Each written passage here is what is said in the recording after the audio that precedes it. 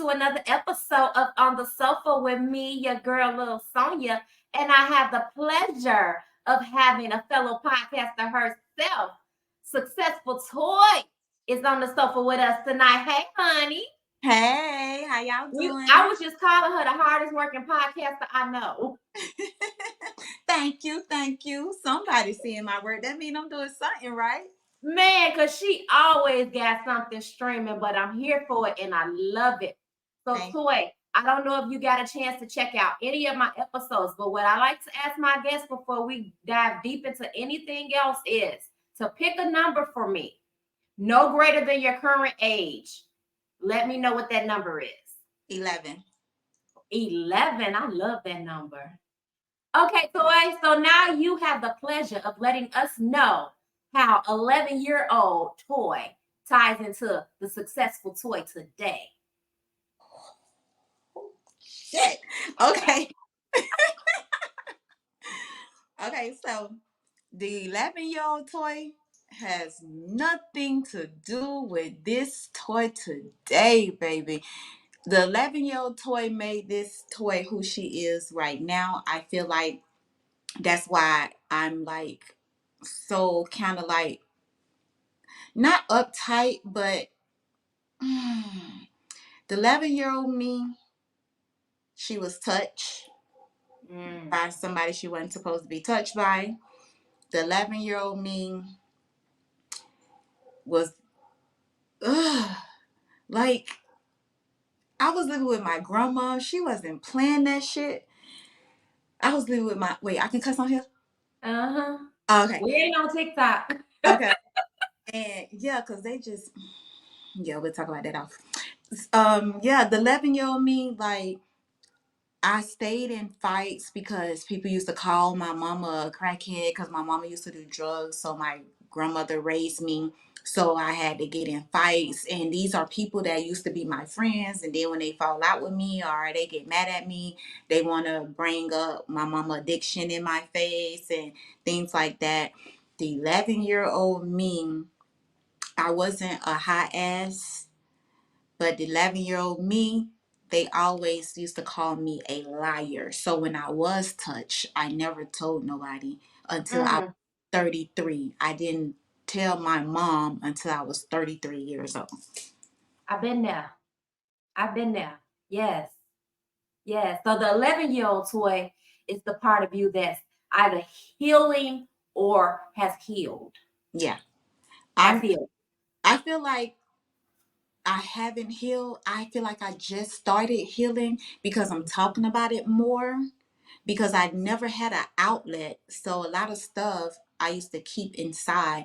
Now I'm like, I've been the type that voice my opinion and very talkative and gonna speak my mind, not gonna bite my tongue. But when it came to things like that, I never spoke on it because But it's like, you amazingly built your own platform so that you would be able to talk about it, speak yeah. about it, help someone else's story, and at the same time heal internally. Because when we verbalize it, it helps. Because my first time actually talking about it is when I put it in my book. And when I put it in my book, when I wrote my book, it took me 6 months to write that book because it was like I never, you know how you looked at things, but you ain't make it a big deal. You just brush it off and kept going. That's how I used to live my life. I just used to brush it off and just keep it going. But when I started writing my book and reliving some of the things, I was like, damn. I went through that. Yeah. That happened to me. Like, what? Damn. I never even realized my mama sold me for drugs without selling me for drugs. Wow. Because it's like all my boyfriends had to do was give her some drugs and she was going to let me go with them. So it's like, damn, I ain't never even looked at it like that until I was writing my book. And how did that make you feel? Like, I can't even sit down and talk to my mama about it because my mama, she passed. So it's just like, again, swept it under the rug and just moved forward. Yeah. But you can talk to her. She hear you. She hear Yeah. you. Even if you journal it out, even if you sit in a quiet bathroom and just talk and yell it, just verbalize it the way you feel. Let her know how you feel. Yeah, that's gonna help. I'm gonna do that. That's gonna help a lot. You gotta get that out. Yeah. You gotta get that out. I feel like if you verbalize it, that'll be the best for you because you already did the book. Mm-hmm. Yeah. And I used to be the type that used to think therapy was for crazy people because, you know, I don't know how you are, but I'm 46. Okay, I'm 45. Okay. So growing up, no one never talked to us about mental health. So when we heard therapy, it was because the people was crazy and they was in the crazy house, so they got to see a therapy. Yeah. So I never thought about seeing no therapy because I ain't crazy. What the hell I need to see a therapy for? Yeah, and look, in Black folks' household, we ain't got no money to treat crazy. We put it in the room. Yeah. We put crazy in the room and gone about our day. Yep. So just last year, I took the time out to do therapy. And when I did therapy, that made me acknowledge some shit too. Like, what the fuck? I never heard I love you when I was growing up. Are you serious, Joy? So it made me realize it took me 33 years before I was able to tell my own kids that I love them. When they used to tell me, "Ma, I love you," I used to feel funny, like, oh, why the fuck they love me? Like, and then I'd be like, "I love you too," and didn't really even mean it. And it's like, that's why I didn't know how to show affection. That's why I didn't know how to love, because no one never showed me affection. No one never told me they loved me growing up. I never heard it. Oh, why you ain't tell me to have no tissue ready for this? I'm sorry. You this episode. Oh my God. You know, people think they got it hard until you hear somebody else's story. Yeah. You know what I'm saying? Yeah. Until you hear somebody else's story. My God. So we going from 11. Where was your breaking point from that 11-year-old toy and all the bull that you went through? What was your breaking point for you? The crazy part, I never had a breaking point. Never had a breaking point. So you just been shoveling shit under the carpet and keeping it moving like most women do. Yep. Never had a breaking point. But at some point, Toy decided that I'm not going to be defined by my circumstances. I'm going to keep it pushing. I'm going to push this stuff under the rug. It hurt like hell. I'm raggedy from the inside out. But I'm going to put on this mask and I'm going to keep it going. What was the motivation for that? I always just been like, don't beat yourself up. Just keep going. Like, just build a better life for yourself. And to me, myself, I feel like I took the path that I took because I didn't give a fuck about nothing. I didn't care how nobody felt. I didn't care how nobody think. No, none of that shit.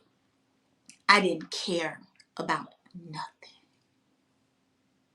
Did the kids change anything for you? Nothing. Nope. You just gave birth.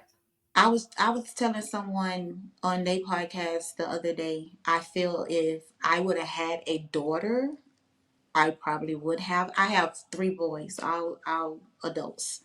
So I just feel like because they was boys, it was okay with the things I was doing.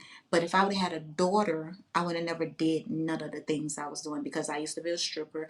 I would have never been a stripper because I would have wanted my daughter to see a different me and a better me, and I would have wanted her to be better than me. So the things I did and the routes I took, I wouldn't have did that. So where did successful Toy come from? What gave birth to successful Toy? Drake. Shout out to Drake. I was on my way back to the strip club because I was the type of dancer, like I always had a 9 to 5 also. And then sometimes when the money be better in the club, I stop working, then I just dance. And then when the money get low in the club, I go back to find me a job. So it was this one time I was going back to the strip club, and I was like, what am I going to name myself? Because I'm quite sure, because my old name used to be Paradise. So I was like, I'm quite sure it's a fucking paradise in the club. So if it's a paradise in the club, what the fuck am I going to use? I be damn. On my way to the club, Drake's song came on. I just want to be Hey, successful. I was like, successful. That's my I name. love it. I And love it. guess what? I haven't heard of now another successful in a strip club since me. No, I don't think I've heard of one either. Uh-huh. And I've been to a few. Yeah, they Hmm. all paradise and all those beautiful names. Yeah. Successful is that's boss energy. Yeah. That's straight boss energy. Drake was talking about me. So we got writer, we got your book going on. Let's get into the entrepreneur toy because we doing lashes. Yup.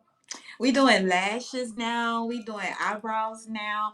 Girl, I don't have so many businesses to it's insane. My first business was an online boutique. I was doing really, really good. Had people from out of states ordering from me wholesale because I used to allow people to buy wholesale from me. And then I ended up meeting this guy, and we broke up, and he kind of like hacked my Instagram and took my customers from me, was scamming them, taking their money, and they was looking at me like I was doing it. One girl actually tried to sue me and everything. And then Oh my I kind of God. like fell back from that for a little bit. Then I had a lipstick line, did amazing, and just stopped when the money got low. I had a nail salon. I did nails and pedicures and stuff. Um, in supposed to been when I was dating this guy, he was supposed to be taking care of the house bills, and I only supposed to be taking care of my shop bill. And one day my kids called me and talking about the lights was off, and I'm like, "What you mean the lights is off?" They was like, "Mom, the lights off." So I leave my shop, go home, snapping, like, why the fuck? I thought you were supposed to be taking care of this. So I end up like leaving my shop.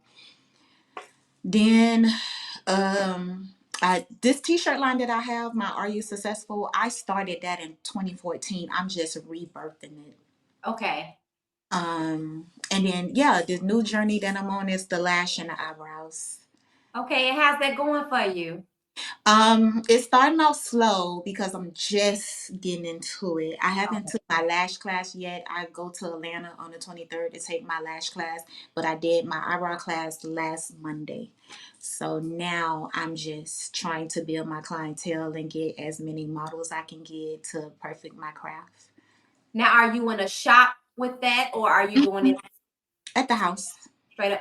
You a hustler, baby. I love it. I admire it. I straight up do. So we got the entrepreneur. So now we're gonna get into the podcasting because everyone would like to know how this successful toy from such a lengthy and long and kind of brutal growing up. How did you come to the point where, hey, I'm gonna build this platform and I'm gonna tell my story and anybody else's? This the second time me having a podcast. The first one I had a co-host. It was called Sip Tea with Toy and B, but it was only focusing on the LGBT community. And I just feel like that wasn't me. Like I'm more than that because I don't have a problem with speaking that I done been with men's before. And that platform, she only wanted to talk about the gay community. Like I don't want to just talk about the gay community. I Yeah. other shit too. So it was just that I stepped out and was just like, I'm just gonna start doing a YouTube channel to where I'm just gonna be answering 21 questions from anybody who submits the questions, or I reach out to my friends and my families like, hey, I'm recording Saturday. If you have any questions you want me to speak on, like send them to me. So they used to send me the questions and stuff. So I just took off from there, and then I started like having my friends to come on with me because they were like, "Girl, I want to do one with you." So I started having them coming on with me, and then I was just, and every time somebody came on, they always like, "I like your podcast." I was like, "This not a podcast. It's just a 21 question. That is it. It's not a podcast." And they was like, "Yes, it is. It's a podcast. We call it a podcast because it's a podcast." And then I was just like, you know what? Fuck it. It's a podcast. So I just turned it into a podcast. I like the concept of 21 questions. I love that. Yeah. But your original podcast, when you had the co-host, who came up with the concept that it would be just geared towards the LGBTQ community? Was that jointly, or was that supposed to be like an episode or maybe a sub context? It was kind of like, I ain't gonna just say her. I think it was kind of me and her because I have a girl, and then she, at the time, she was married to a woman. So I think it was just me and her because it really wasn't, well, in our community, like it wasn't no platform for the gays. But at the same time, the gays wasn't even coming on our show. So it's like when it became the Pride Month, then yeah, we had a dedication for that month. For we had like a trans on there, bisexual, non-binary, like from different titles. Okay, yeah. Yeah. So that was just that, but it was just like when it came down to the footwear, I was the one getting the gas. I was the one marketing, promoting more and all that stuff. Like I'm the one that did everything. So it was just like I could do it on my own. Yeah. Yeah. And I That's don't like crazy. joining partners with people when I'm doing all the legwork. Like I don't like that. Yeah, because we should be splitting the responsibility. Mm-hmm. And you don't want to split the check. Yeah. So we should be splitting the responsibility. Yeah. And I think it's crazy. And I asked that question to see if you would give me the response of not getting the support from the community that you were supporting and that you were, putting on the platform. Because that's how it is.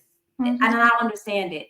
I don't understand it. You and your partner, your co-host, decided to give that community a platform and there was no support. Yeah. And then it was That's just like everybody that used to watch our show, it was more of her people. Cause me, you got to understand, like, I done been a stripper, I done been a bartender, I don't had all these businesses. So everybody that's on my platform is more straight guys than anything. So it's like, they not gonna tune in and hear us talk about no gay shit. So it's like, what the fuck? So now it's crazy since I stepped out on my own. Like I can get any and everybody on my show. Like I'm not just focusing on the gays and because you're appealing to a broader audience. Mm-hmm. Yeah. Ain't in no closed box. Yes. And you could be creative and you could be the artist that you are. You could bring your own shit to the table. That's what I love about it. Yeah. That's what I love about it. You're not confined to your artistry. Mm-hmm. You don't have anybody, or producer or team telling you what to do and how to do it. Yeah. Because it's plenty of times too when I wanted to do a certain show, like I wanted to do a show focusing on strippers. I wanted a female stripper on there. I wanted a male stripper on there, and I wanted a stud stripper on there. And her question was to me like, what is the purpose? Why? What? So from there it was just like, I ain't bringing nothing else to the table because she asked that question, and as soon as your idea become a documentary on Netflix, because that's what it sounds like. I was an older stripper. I done been in the game, so I was gonna be the older stripper that can speak on the game and how it done changed from when I was dancing to now. Have a girl that's in the strip club right now, and we all talking about how the game is like so different, and the difference between a male stripper and a female stripper and the stud stripper and the regular stripper. Like, what is the difference with all of us? All us in it for different reasons, but we doing the same thing. But what is so different about it? Yeah. Like that was my whole concept. You know what? Fuck it. I'm finna do it on my show. Just thought about it. But it was just like that, and it's like, what? So it was just like, yeah, I can't, like, yeah, I'm just gonna do this shit until I figure it out, and I figured it out. And it's going, and it's Mhm. going. How long have we been streaming? I myself started last year by myself, but me and her was 2 years. Okay. But I started by myself last year. And as you know, I have three different segments. I have a 21 regular question. Then I have 21 with a twist, which is a fun drinking sexual game. And then I have conversations where we focus on the person's mental health. So, I love it. yeah. I love it. So you're incorporating a little bit of everything into it. It's not Mhm. just focused on one thing. Right. That's the fun part about it. Yeah. So I So switch it up. what, you got anything coming up? You working on any new projects? I have a free ebook that's out. It's called 10 Things People Don't Tell You When Running a Business. And you can get that on my Linktree, Successful Toy Podcast. I have my t-shirt brand and my hoodie brand, Are You Successful? The backstory on the Are You Successful is basically like everybody wants to be successful, but are you successful? Are you full of success? Are you Yeah, just full? I love that. So Where that come from? for me, for me, because I it's love so it. crazy. Because when I used to be on stage, sometimes I used to dance in I don't know, you know about Fort Lauderdale. Uh-huh. When I used to dance there, the DJ, it used to be this one DJ. Whenever I used to get on the stage, he always used to say, "Successful," and then he'll say, "Are you successful?" And I'm like, "Yup, bitch, I Love it. am." So I gotta ask you, since you a stripper from Florida, Jocelyn Hernandez. Yep, her name was Chanelica. I know That's what Dan said. I know Chanelica. I don't know Jocelyn Hernandez. I know Chanelica. I know the Chanelica that was dancing underage that had a pimp. That's the Chanelica I know, and she was the head bitch in charge. But yeah, I know Well, she. she still carry that energy to this day. Yeah, that's why she's so comfortable with niggas, just like how Stevie J was, because she had a fucking pimp. She had a pimp. So and Chanelica, now honey. she pimping the hoes. Ain't no way I can be on her show Yes, she talking to me is. crazy. You ain't finna be talking to me crazy, bitch. I don't give Mm-mm. who you is. Mm-mm. You had no desire to try out for a cabaret? Hell no. Not when I seen how she be talking to them girls. I'm like, oh hell no. Baby Yeah, man, you've been a caught a case on man, Jocelyn. she would have been man. Okay. Yeah. Uh-uh. I be thinking, because I love me some ratchet TV. I gotta balance out my life. I ain't Yeah, yeah, ain't me too, drama in baby. my life. My life is peaceful, so I need to watch other people drama. And I was just telling my girl last night, I was like, because she was like, girl, you be so in tune with this ratchet ass TV shit. I said, girl, you got to have some ratchetness in your life. I said, but I could never go on none of these shows, because baby, I'm too old to be doing all that motherfucking fight. Because you're going to have to. Yeah, you gonna have to, because Ain't them going to little be nowhere around it. I You can't do going it. to have to. I don't know. Listen, I know how to fight, but I'm saying I don't know how to fight. I know how to run your ass sofa. I ain't fight. I don't fight. I run your ass sofa. You get me pissed enough, you better let me be behind a wheel. I will literally, if I'm arguing with you and we at a club and you get me so upset, I'm gonna leave out the club and go sit in my car, and I'm gonna park somewhere so I can see you walking out the club. And when you walk out that club and in the middle of that parking lot, I'm running your ass over. So you yielding results. Nothing Huh? but results. Hmm. I think I changed. I think I changed. I'm lying, I ain't changed. I guess all y'all Florida folks alike. The vibe is up out of Florida. I How changed. far are you from Miami? I was living in Fort Lauderdale, so that's like I know 10. that's nowhere. We Yeah. can fly into Fort Lauderdale. Yeah, but I was born and raised in Belgrade, Florida, and that's like an hour away from Miami. Okay. Yeah. Okay. All And then I right. moved to West Palm Beach, Florida. So you're in West Palm Beach now? No, I'm in North Carolina. I stay in North Carolina now. Oh, you're in North Carolina. Mm-hmm. Okay. Yeah. I ain't gonna say I'm a Carolina girl because baby, they too country up here. But yeah. What took you to Carolina, to the North Carolina? Work. Work. Yeah, my girl, she was working at Publix, and then I ended up getting a job at Publix, and we came up here for work. So do you feel like you have more support in North Carolina than you did Florida, or it's about the same, or? Um, I can say this. My friends up here are way more caring than the bitches in Florida. They ain't no fucking haters.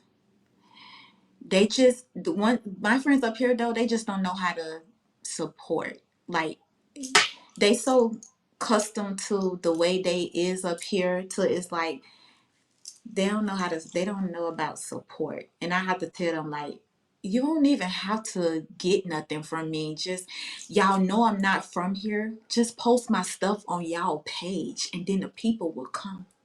That's all it takes.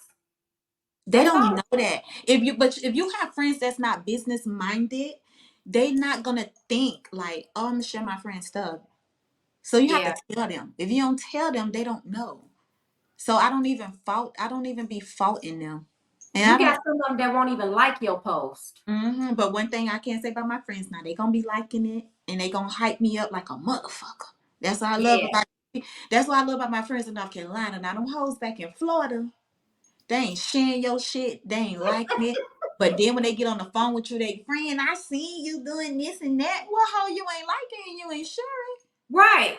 But then they want you to share their shit. Of course. I used to share people's shit and then they don't share my shit.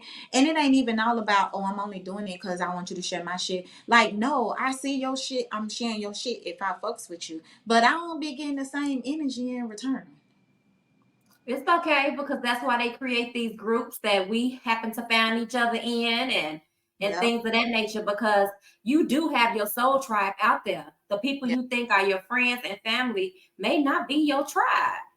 And guess what? I say that in my 10 things people don't tell you when running a business. Okay. Yeah. Mm-hmm. Yeah. So You got I to know. get out there and mix and mingle with your own people. All energies don't mix and match together. They don't go together. You got to find Mm-hmm. your own energy. And that's why you can't go in business with everybody too, because your vision is not their fucking vision. Yep. Yep. And you just told a whole story about that when you had a co-host in the podcast. You guys Mm-hmm. went into it with the same intention but different vision. Yep. And that ultimately created the division. How's she doing now? Is she going on with her solo podcast as well? Um, Recently I just seen her post something, so I guess she's starting her own thing. And it was she seen me post that I was looking for guests in the podcast group because she in the podcast group too. And she had reached out and saying like she'll be a guest, but my energy telling me no, so I'm not Well, going to do it. you know to follow your first mind. Mm-hmm. You know to follow because some folks got the spirit of just the peeping Tom spirit. You know what I'm saying? Want to see what you doing and how you doing it. Feel me? And I just feel like this is what the feeling that came over me though, that she's gonna come on my platform and try to belittle me and speak on the successful sip tea with Toy and B podcast, and she's gonna. Mm, So we had this podcast, and why did you stop working with me? And this, I ain't got time for that. That's not the energy. yeah, So I'm just not gonna allow her on my platform. I feel you. You gotta do what's you gotta guard your peace at all times, even on your platform. Mm-hmm. So I feel you on that. All right, Toy, well, where can we find your book? You can find it on Amazon. It's called The Secret She Kept and the Lies She Told. And baby, I kept a lot of secret and told a lot of lies. Oh, I love that title. The secrets she kept and the lies she told. Who's the author? LaFonda Blackmon. LaFonda Blackmon, better known to us today as Successful Toy Guys. Go out there and get that book. Read that book. Can we download it on audio? Yes, it is on audio. I'm gonna check it out. And you gotta promise me one thing. After I check it out, you'll come back on my platform and talk about it. Of course. Yes, give me the exclusive to that. Cause girl, them stories is juicy and new. Oh, I can imagine. I mean, I'm sitting here and my spirit is relating to yours because hard lives, I can relate to having that hard life, you know. Mm-hmm. So that's why I grabbed my tissue. Like, ain't this a bitch? She tell me. And I was not ready. So we found your book, North Carolina. Go ahead and book her for the lashes and the eyebrows. Where can they book you? They can book me at it's all the link is in my bio because I just made the website the other day, so I don't know it by heart. But everything is in my link tree. So it's Linktree Successful Toy Podcast. Okay, Linktree Successful Toy Podcast. And by the time I edit and re-air this podcast, we'll have that information to you so we can fit it in here somewhere and you guys can get to it. So, we still dancing? No, I stopped dancing 2014. 2014. That was my last year dancing. Okay, all right. Yeah. So we just being an entrepreneur and talking our smack. Yeah, telling our story and healing. I'm trying to get rich. You getting it? You getting it? It's in your smile. I see it. Thank you. Well, let our people know where they can reach you at, Toy. Y'all can find me on Facebook. I have 2 pages, Toy Blackmon and LaFonda Blackmon. You can reach me on TikTok at Successful Toy and Instagram, Successful Toy Podcast. Make sure you guys follow Untouchable Lash and Brow Boutique also on Instagram, and I have a Facebook page also with my business, Untouchable Lash and Brow Boutique. And if you would like to be a guest on my podcast, you can email me at successfultoy@gmail.com on Successful Toy Podcast. And check out my podcast on YouTube. And I'm also now on WWRCK Radio starting March the 16th. You better go, girl. You better go, girl.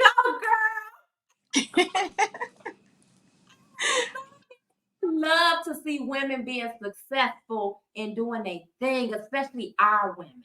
Yeah. Yes. I'm gonna get into your book this weekend, I promise you. And we're gonna get you back on this sofa so we can get into that. I'm down, honey. I'm down. I'm ready to tell the people my story, honey. Cause baby, when I tell y'all read that book, y'all gonna be like, girl.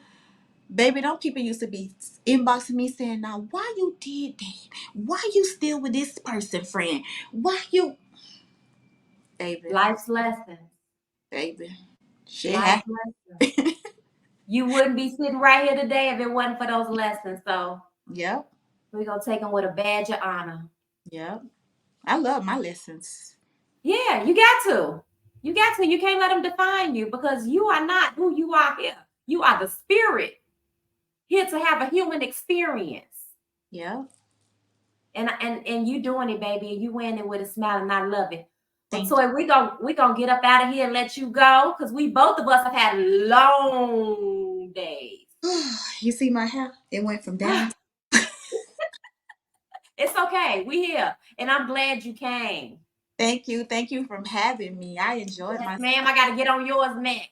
Yes, let me know when you're ready. Let me know. All right, I sure will, baby. Well, thank you so much for sitting on the sofa with Lil Sonya. It's been a pleasure for the audience that's viewing. I got shit to do. I got to get up out of here. Bye, y'all. Bye.